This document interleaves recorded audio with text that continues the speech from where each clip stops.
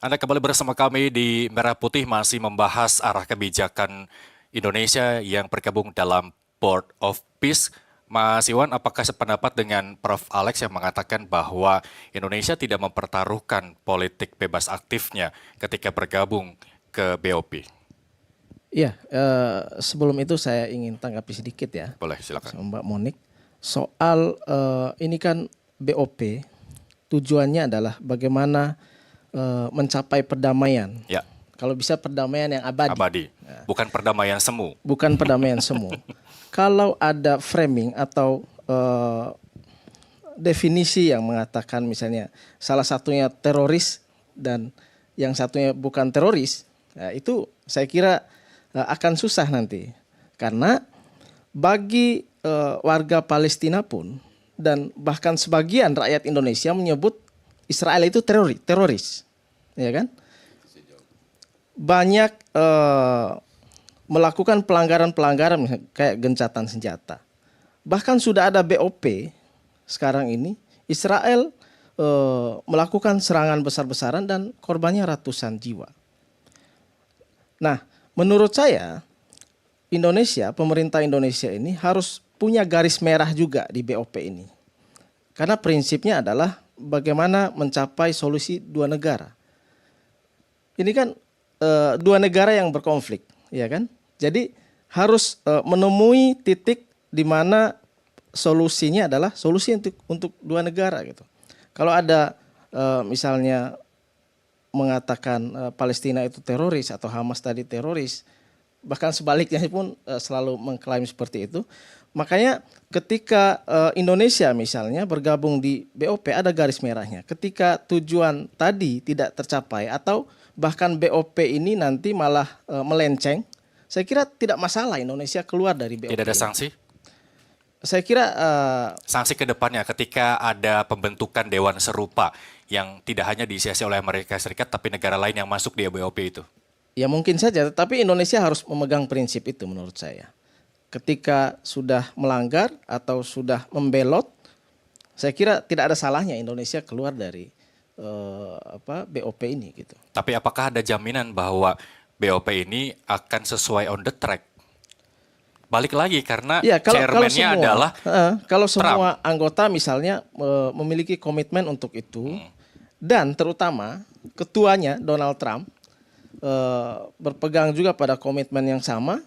Ketika misalnya yang lain sudah sepakat untuk berdamai atau untuk membangun, tetapi beda lagi Donald Trump, saya kira akan susah. Sama saya dengan di PBB selalu menggunakan hak veto untuk membatalkan itu. Oke, apakah mudah ketika misalkan melenceng atau tidak sesuai dengan bebas aktif tadi yang menjadi taruhannya? Ya, saya Banyak kira sebagian kalau kita pihak lihat bilang. penjelasan pemerintah dari Kementerian Luar Negeri, Menteri Luar Negeri Pak Sugiono, saya kira beliau juga menyatakan tidak ada salahnya juga Indonesia keluar ketika tidak sesuai dengan apa yang diharapkan dari awal. Tapi tidak ada channel lain untuk membentuk atau mewujudkan perdamaian itu. Masih ada? Harapan harus tetap ada. Oke, Harus tetap ada. oke. Pak Pitan, Ini apa yang menarik bisa ya. ditanggapi? Begini, jadi waktu Pangeran Diponegoro perang lawan Belanda, 1825. Kita belajar sejarah dulu ya. Ya, saya mencoba melihat definisi dari Baik. terorisme itu. Belanda bilang Diponegoro itu ekstremis, teroris. Tapi kita panggil pahlawan kita, pejuang kita. Sudirman begitu juga. Jadi terorisme itu adalah, definisi terorisme adalah di mana engkau berdiri.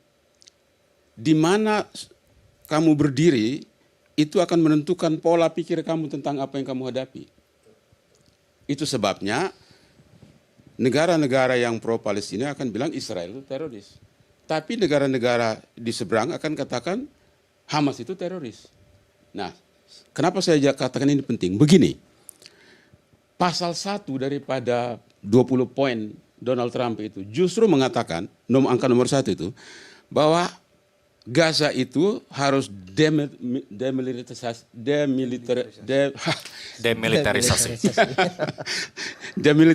ya, harus demilitarized, bebas dari teror. Itu kalimat ini. Kalimat itu tidak akan bisa dibawa ke perundingan. pasti mentok. Justru disitulah pentingnya Pak Prabowo hadir di situ. Ya. Dan katakan Pak Trump, you pakai kalimat ini nggak bakal jalan karena Indonesia punya pengalaman kita tangani Kamboja tidak seperti gini. Baik, kalau kata Mas Iwan, harapan itu pasti ada. Kalau menurut Pak Vita, seberapa besar harapannya untuk perdamaian itu terwujud? Begini, sekarang bukan saatnya kita persoalkan kenapa Indonesia masuk di situ. Itu sudah kadaluarsa. Yang sekarang apa yang bisa kita berikan input-input supaya kita berhasil di sana seperti apa yang kita mau lihat. Oke. Jadi jangan persoalkan kenapa Indonesia masuk di sana. Tapi apa yang bisa kita lakukan? Saya katakan tadi, dengan hadirnya Pak Prabowo di situ, di meja perundingan Pak Prabowo bisa bilang, Pak Trump, kalau pakai cara ini dengan bahasa seperti ini bukan bahasa diplomasi. Itu Trump bukan seorang diplomat, dia pengusaha. Jadi perhitungannya untung rugi, makanya dia pakai kalimat itu. Itu kalau dikasih ke Kementerian Luar Negeri dicincang itu, nggak begitu kalimatnya. Kalau mau berdamai harus cari bahasa yang bisa diterima dua pihak. Itu seninya negosiasi damai itu seperti itu. Oke. Nah disitulah pentingnya Pak Prabowo hadir.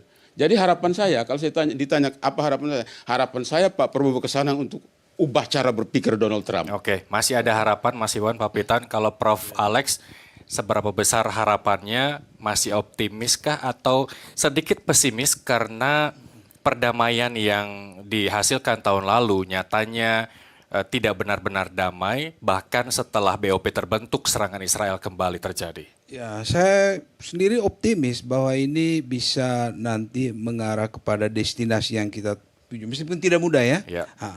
Kenapa? Karena baru kali ini orang itu berpikir agak lain dari cara-cara yang sudah ditempuh sebelumnya ya.